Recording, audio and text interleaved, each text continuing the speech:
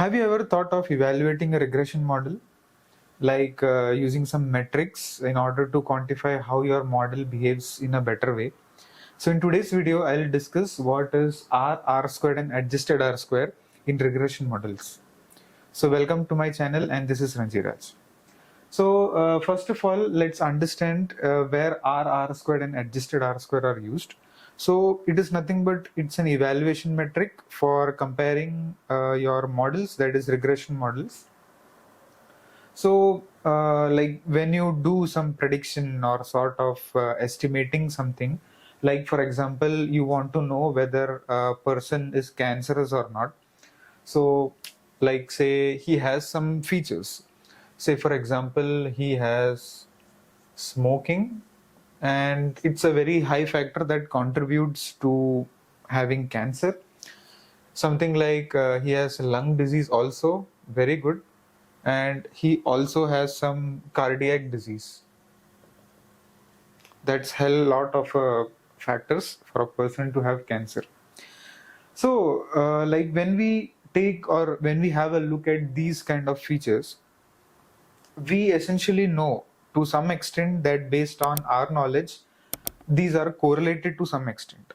Now we also should check how these different variables, or these are called as predictor variables to your target, contribute to the class outcome.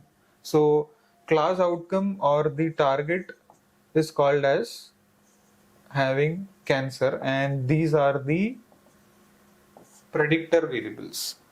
So not only you have to check how these three predictor variables contribute or share a correlation among each other, but also to the class outcome.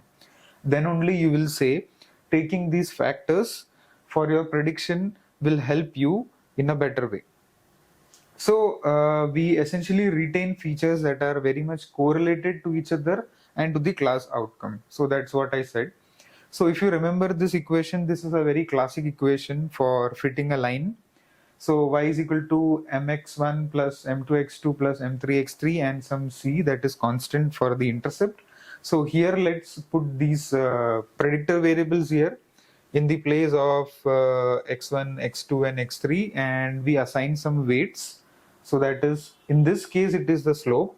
We can put w1, w2 or w3, and we obtain these weights based on some ground truth or from some domain knowledge how these predictors actually contribute. And so if they necessarily share some correlation to the class outcome, and if by prediction after that you get the person has cancer or not, then that means it's a very good model. Okay, so but just by some numerical estimate, it's very difficult to say like how good your model performed.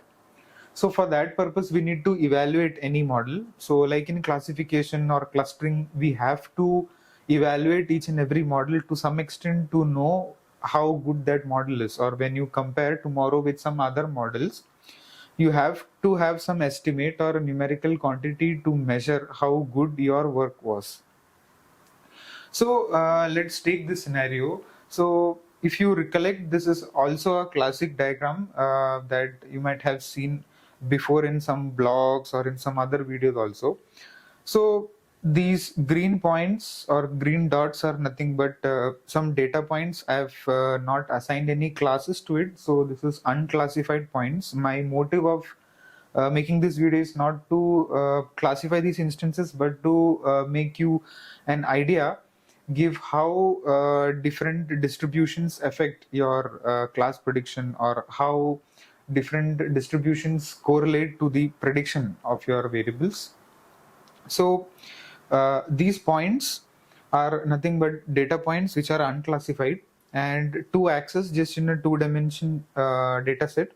So we take these data points without any assumption. So we don't know like how the data is or from what distribution the data is generated and so on. So we have this set of points. Now this set of points, as you can see, there is no particular trend or there is no strength of any variable being increased or decreased in this first diagram. So this is a case of no correlation. So I'm revising some of the concepts. Later we'll get into the more geometrical and mathematical intuition, how and what this can be interpreted in some other way. Now if you look at this diagram, you can see like, and if you draw some cross like this in both the x-axis and y-axis, parallel to x and parallel to y. And if you recollect that in your coordinate geometry, you have some quadrants like q1, q2, q3, and q4. So you can see like here in these quadrant, that is q1 and q4, there are more points that are distributed as compared to q3 and q2. So you can consider like every point has some coordinate, so that can be given as xi comma yi. That is simple. And if you look in this portion, that is in the first quadrant, you can see this line. So this line is necessarily called as y bar and x bar. So by x bar and y bar, I mean I take the average of these points. So that is some random point here. So I have not put any values, just an assumption the average would lie somewhere in this place. And if I see that in this quadrant, all the data points are above the average. So at this point, if you assume a number line, and if it starts from 0 to some point here, so it goes above. So your yi is greater than y bar, but in the x perspective, it is very less. So if it is 0 and if this is 5 and this is 10, that means your points are very less. So that means xi is less than x bar. Okay. So there is some positive and some negative that is happening. So that means it's a negative sign here. Similarly, in this portion, what happens is your x points are very high, but your y points are very low. So that gives you a negative. That is simple. And so if you draw a line like this, because there is some variation in this direction, that means it's negatively correlated. So negative correlation, that means R value is less than 0. And in this case, if you apply the same principle, that if you put y bar and if you put x bar here, the points in the quadrant q3 and q2, so these are having the maximum points and in this direction. And you can see like these both are now negative, and if you multiply, so points in the y-axis and points in the x-axis both are less than the average in their counterpart, so you get negative, and negative into negative you get as positive. And in this portion both are positive, so it's positive.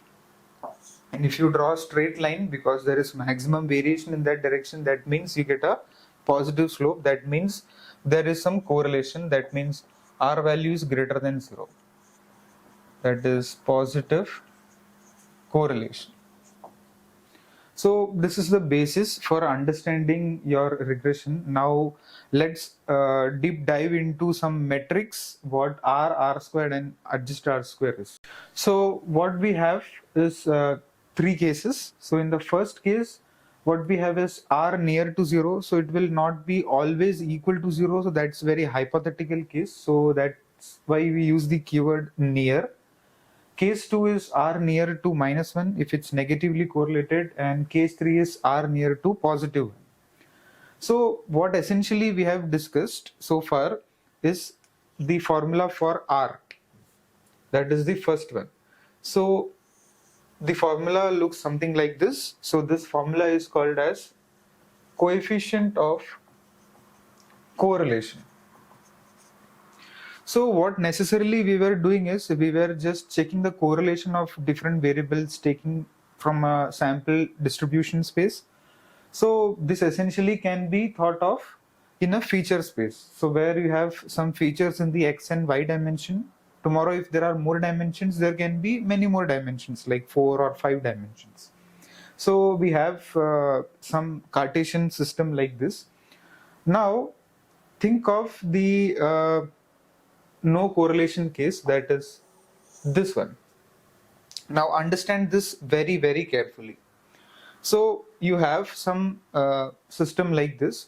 Now assume I create some data synthetically, and if I purposely put some points like this in every dimensions, there are some points in this case, in all the quadrants there are some points. In Q1 you have, in Q2 you have, in Q3, Q4. So this is the very ideal case where you have all points in all quadrants, but there is no correlation. In this case, the correlation is near to 0. So where this case holds true. Now, you have an assumption that these points are somehow symmetrically distributed. Symmetrically means that some points are there equally on the above mean and some points are there on the below mean. Similarly, in this case. So what you can essentially think is, if I pull out some data randomly, say for example, in intergalactic spaces, you have many planets, orbits, stars, for which you don't have any idea of how they are actually distributed, because they somehow revolve around some axis at some point of time, because they are some light years away or so. And if you click a picture of that, and if you analyze that, and if you try to apply this and find some correlation, whether these planets are because of these moons or because of these stars, then your assumption would fail. And I will say why it will fail. Because you are assuming a symmetric distribution here, but in the real world cases, what happens is that that assumption doesn't hold true. So say for example, your points, or in the intergalactic spaces, the picture that you have taken for stars has some distribution like this. It's a random distribution. It doesn't follow any distribution. You don't know how those stars came or when they came. You don't know anything about it. So it's something like this. And if you by chance estimate, and if it say like it's no correlation, then that is a statistical fluke. That means you say like there is correlation, but it's just by chance. You don't have any statistical evidence to prove that there is really a correlation. Okay, so it's statistically fluke, or also called as red herring. So these are terms used in statistics. So what is the problem with this R estimate? So that's where we are leading to. So this R estimate has a problem that it cannot distinguish between true correlation and correlation by chance.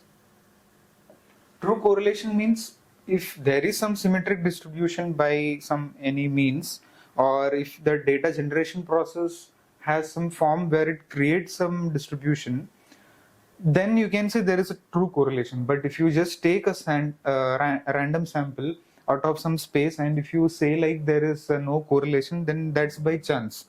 So that's absolutely a statistical fluke. So the main takeaway of this discussion, or why we are saying like R is not a very good metric for evaluating your models, is that only when the points are symmetrically distributed around this X bar and Y bar, like in this diagram, in the feature space, so these are the feature space, X bar and Y bar, the correlation can be said that it's nearly 0. So here you have to focus on the keyword that is symmetrically distributed. Only when that condition holds true, or that assumption holds true, then this is the case.